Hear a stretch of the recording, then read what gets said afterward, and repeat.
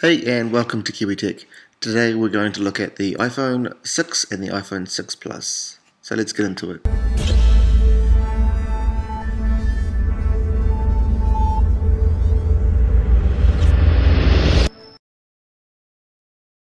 So today Apple announced their new iPhone 6 and 6 Plus range of phones. They also announced the Apple Watch, but I'll talk about that in a later video. So essentially a lot has changed. I have been an Android user for about 5 years now, and I switched from Apple and moved over to Android devices because I felt the devices were just better for me and my need. But since then, they haven't really made a lot of improvement. They certainly haven't taken back the market share that Android has stolen, but with this iPhone 6 and 6 Plus, I can see them doing that. There's a lot to like in this new device, so in the next 5 to 6 minutes of this video, I'm going to be talking about the features and sharing my thoughts about how I think they may benefit you and your lifestyle, and if I may even be tempted to swing back towards Apple in the future. So let's have a look. So Apple had moved from their Retina display and moved to a Retina HD. So the actual iPhone 6 Plus has a 1080p screen display. I think this is about time. Most of the phones have 1080p display. In fact, a few new flagship devices coming through from other brands have 4K display.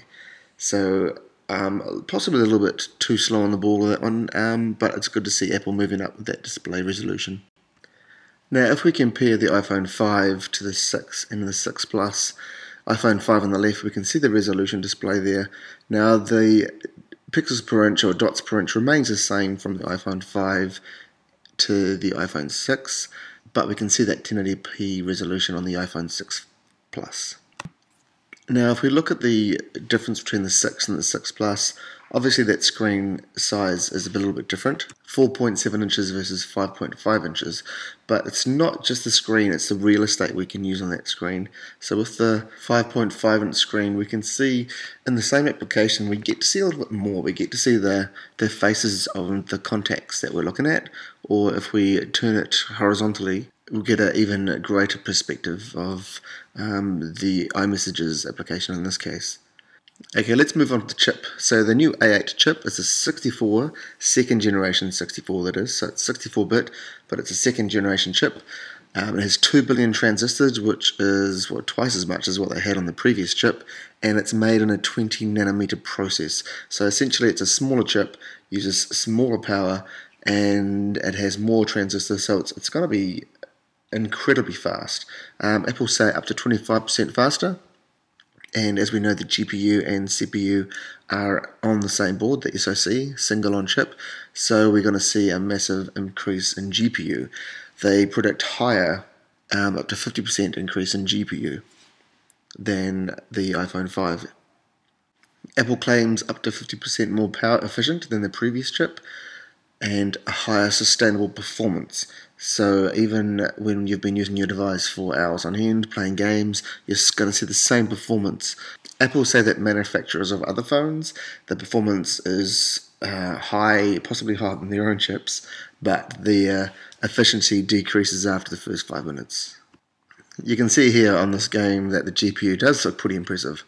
Obviously I've had to cut this down because of my screen recording, but the textures and the shading looks very impressive on a handheld device, a smartphone. So here we go, we have the battery capacity, or what we expect to get out of the battery using these devices. So it looks pretty good, slightly higher than the previous device, another hour, and that's because of that new A8 chip. Now, bundled with that A8 chip is the next generation motion coprocessor, which is the M8 chip. I guess that is a bit of a pun, isn't it, in the mate. So what that does, that has all the other features that the processor doesn't involve. So it has barometer readings, pedometer readings, it also measures elevation.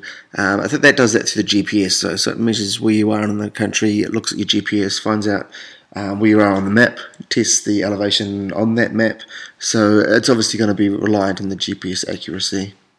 Right, so we also have advanced wireless communication and LTE antennas and chipsets.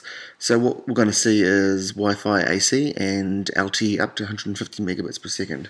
Apple claim that they have up to 20 LTE bands supported in the new iPhone 6 and 6 Plus, which is more than any other device, and that's probably the case.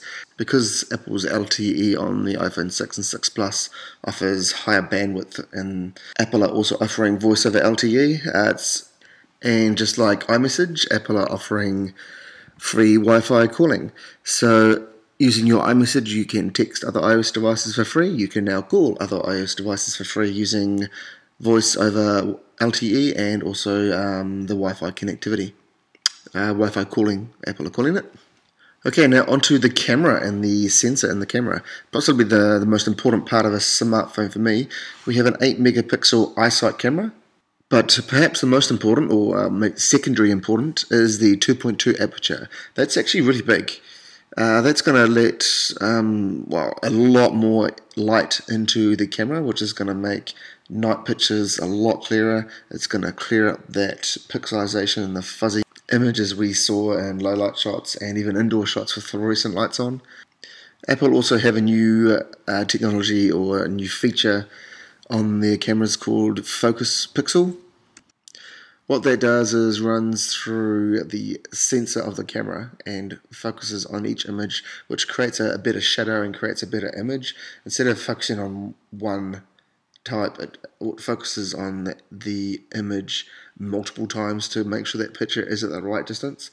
The sensor also maps the image and figures out where is the background and where is the focus of your shot. So behind that you've got the advanced noise reduction or focusing on the background. You've got a faster autofocus on the actual subject or the item you're focusing on in your image. Now, just like most of the smartphones, Apple offer a panoramic view. They state 43 megapixel panoramic view. That's actually not a whole lot when you compare it to the Sony Xperia Z2 or the 20 megapixel camera. That works out at 102 megapixels on a panoramic view shot. So, yeah, I guess that's a bit of marketing from Apple on that point. But perhaps the greatest point in the iPhone line this year is image stabilization. Now, that's just not digital image stabilization, that's optical. So it's not going through the processor, it's not working out and trying to blur the shot and make it look good. That's actually the optical sensor is able to move to compensate for a shake. For example, if you're on a mountain bike, the person on a mountain bike would show quite a lot of juttering. The optical image stabilization would compensate for that and you will not see any blur at all. Well, you may see a little bit, but yeah. Okay, so at 1080p we have 30 frames per second or up to 60 frames per second. If we take it down to 720p we can film at 120 frames per second. If we cut that down to 480 we can film at 240 frames per second. So here's a quick sample at 720p. You can see that the slow motion looks pretty clear. That's pretty much standard with any smartphone nowadays, but it's good to see Apple kicking in with that. Right, so now I'll move on to cases and we'll look at prices.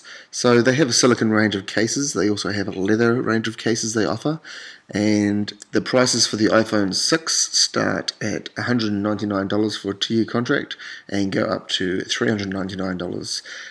Compare that to the iPhone 6 Plus, they start at $299 and go up to $499 for the 128 gig model.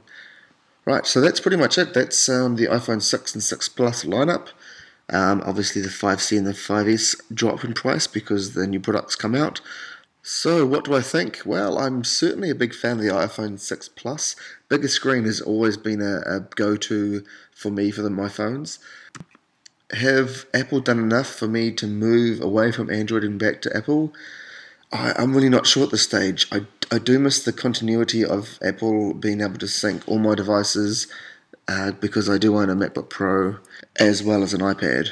But currently my phone, my Sony Xperia Z2, has a better camera, it's slightly bigger, it's more functional for me.